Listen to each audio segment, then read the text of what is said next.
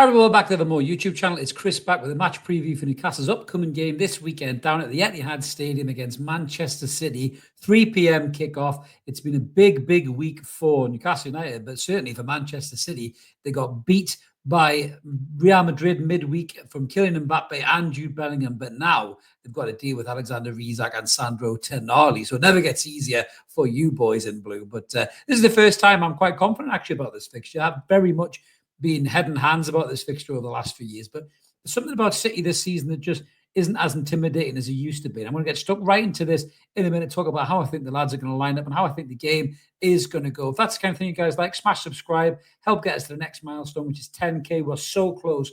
We're within the last 100 subscribers mark to get to the 10,000 subscriber mark. I'd love to get there before the end of February, guys. So smash that button and make it happen if you can. Got a couple of weeks to get that milestone moment, and we'll give away a mint prize once we get there as well. And remember to like the video, help the channel grow, and obviously let us know what you think in the comments below as well. If you want to be a member, there is an option down there too. So let's get stuck in to this game. And so normally Manchester City, the Etihad, fills us all full of fear, but not this season at all.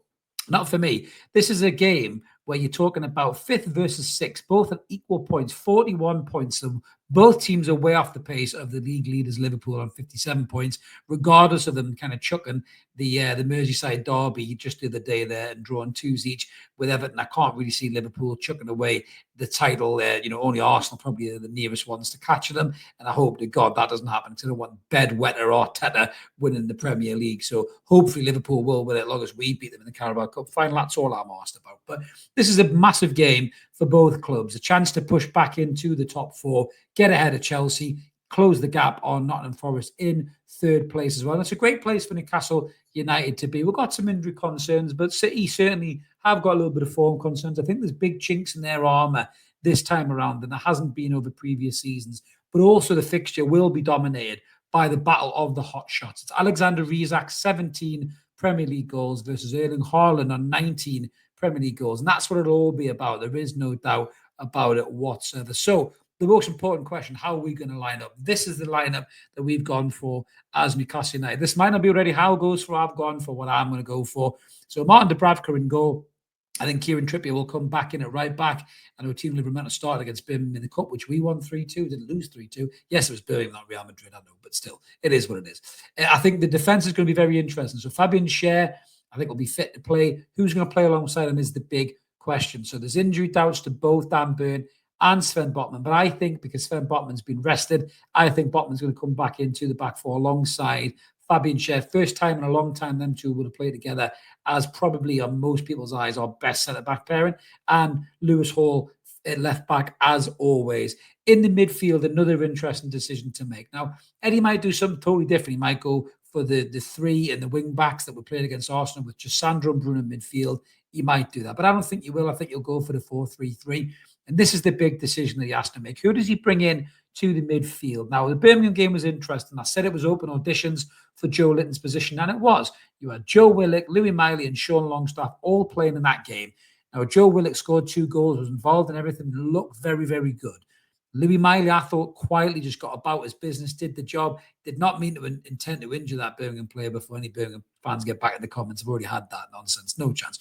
But Louis Miley was stuck in to an aggressive game, got stuck into challenges, got kicked himself, got up, got on with it, used the ball really well. Passing accuracy was right up in the 90s as always.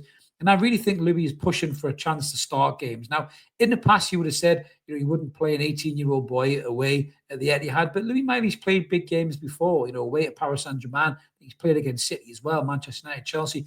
This lad can slip into this team and play, and he's got no problems there. So that's why I'm going to go for Louis Miley in my starting lineup. Eddie might very, very likely go for Joe Willock for more experience, but I don't think he'll go for Sean. Sean's been poor when he's had an opportunity. I think the Birmingham game, he was really poor. I know he was involved in 2 or 3 goals, but he was poor in that game. And you can't have passengers in a game like this, even though City aren't the City they used to be. We really can't have passengers in the midfield. So for me, no Sean Longstaff. It's a choice between Willock and Miley. I'm going to go for Miley alongside Sandro Tonali in that deep row and Bruno Guimaraes. And Bruno Guimaraes is obviously a player Man City like a lot, but they've been linked to him in the past.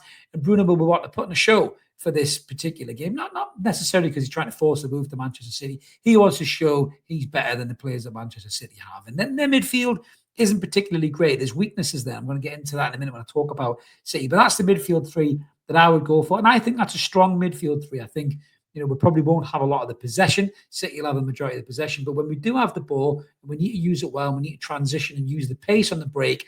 Them three players in there are brilliant with the ball at their feet. And that's why I start Louis Miley in my midfield three. And the front three is Jacob Murphy with his brilliant new chant, which I'm sure we'll all hear at the ground. I love that chant, by the way. The paparazzi chant is amazing. Well done, whoever created that. Alexander Isak through the middle, and Anthony Gordon, who had a knock, missed Birmingham, but I think he'd be fit for this one, and he's on form as well. And that is our Newcastle United lineup. So I think that's a strong team going to the Etihad, and a City that has been beaten this season by teams you wouldn't expect to beat them. They've given up inches to teams, even the likes of Ipswich and teams like that who are way below us in the table that we smashed 4-0. So there's no reason why Newcastle can't go to this fixture with confidence that they can do something in this game. I really don't believe that.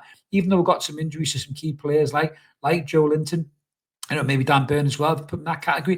There's no reason why we can't go into this game, I think, with confidence and go after Manchester City. Now, looking at the City team, I'm looking at Sportsmall here to see probably who they're going to go for.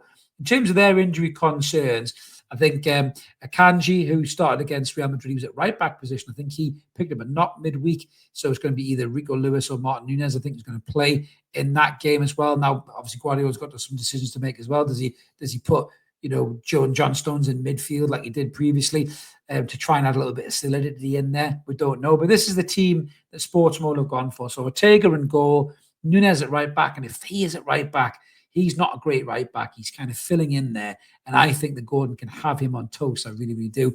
Diaz at centre-half with Aki again, some good pace in there. But again, you're talking about Alexander Isak here. He eats up centre-halves for breakfast. He haunts the fucking dreams. So there's no reason why he couldn't cause these two some serious problems. Garvadal at left-back, who is very good at getting forward as well. We have to make sure we keep an eye on him. Gonzalez and Kovacic in midfield. Savinho giving a little bit of width out wide with Phil Foden. Mamouche, I really like as a player. And Erling Haaland leading the line. Now, there's a big hole in that City team for me. They don't have any enforcers. Rodri's still out, so they don't have a number 6. They don't have a Kevin De Bruyne pulling strings. And if you look at the recent games over the years that we've lost against Manchester City, we've been in pretty much all of those games. And it's those key players that have cost those games for us. Rodri sitting deep making those challenges or sniffing out our attackers, or Kevin De Bruyne coming on and making that killer pass. If you think about that goal that Rico Lewis scored. No, so Oscar Bob scored, I beg your pardon, at St James's Park where that ball came over the top and we didn't close them down. City don't have that now. They've got De Bruyne to come off the bench and maybe do that, but De Bruyne is not the same player that he used to be. He comes on for little cameos.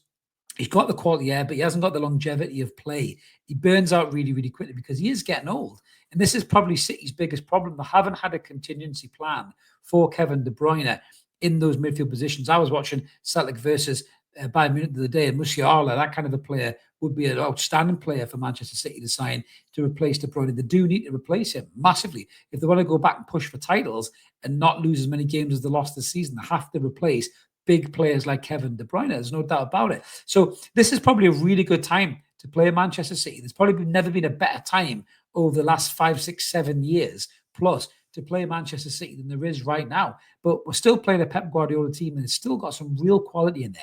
I saw them midweek against Real Madrid. They played some nice stuff. Erling Haaland getting a couple of goals there. But again, there was gaps at the back that were left wide open. They were beaten for pace.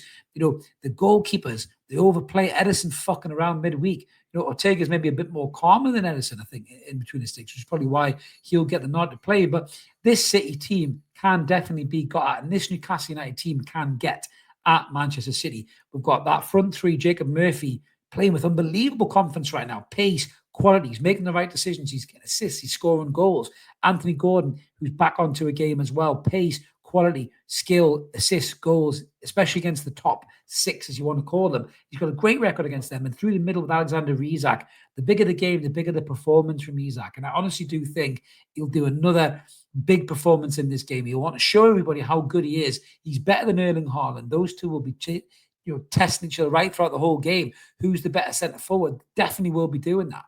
So I really do think that there's a good chance for Newcastle to win this game. The midfield battle as well. Some of you might think, oh, don't put Louis Mine in there, Chris. He's too soft. Look at the game he's just played. He's just got out a fucking, prison break there with some of them tackles that the Birmingham players are putting on him, and he was absolutely fine. So there's no reason why Miley can't play in this game, use his technical ability, use the ball well, passing them through those little triangles with him, Bruno, and Sandro. I think that could be an amazing midfield three that could really get a lot of the ball back for us in those key moments when we have it in this game and use it really well. So for me, and then that back five is solid. You've got quality there. Trippier with his experience, Hall with his ability to get up and down the park, Botman and Schär together. Once again, I think that's a really good centre-back pair, and Dubravka's in great form at the minute. So there's no reason for me to feel that Newcastle can't get a result in this game. Yes, it is City, but City are fallible this season. There is no doubt about it. So with that said, I'm going to go for a Newcastle United win 2-1 down at the Etihad and get us back into that top four picture. Am I being overconfident? Let me know in the comments below what you think. It's still going to be a difficult game. There's no doubt about it because City have got quality. And when they turn it on, they're electric. But they haven't turned it on for a long time. And they'll be more worried about Newcastle and our threat. And we have got threats in this team. But let us know in the comments below what you think. What you think about the lineup. Who would you change? Who would you bring in if you don't agree with the guys that I've put in there? And how do you think the game is going to go? Let us know your thoughts on the result, the score, the scorers. We always like to hear from you. Smash a comment in. We'll do our best to reply to you. We don't ignore people. That's not what we do in this channel. If you take the time to type, we'll take the time to reply, but just keep it above the belt. If you're going to be a prick, you'll get the flick. That's nice and slow. Somebody accused me of speed waffling the other day, or speed wittering. So yeah, that video had over 7,000 views. I'm not sure what channel that person who said that has got in terms of how many views or subscribers they've got. I'd love to know. But anyway, thank you for the feedback anyway, guys, regardless. But have a belter. Thank you very much. Keep it ever more. Like and subscribe. Help the channel grow. I'm going to be back with a live post-match reaction to the City game. Hopefully, I'm not eating my words. Newcastle have got a great result. We've beaten Manchester City, and we're right back in the top 4 hunt. But let us know what you guys think. Have a belter. We'll see you after the game on Saturday. Cheers.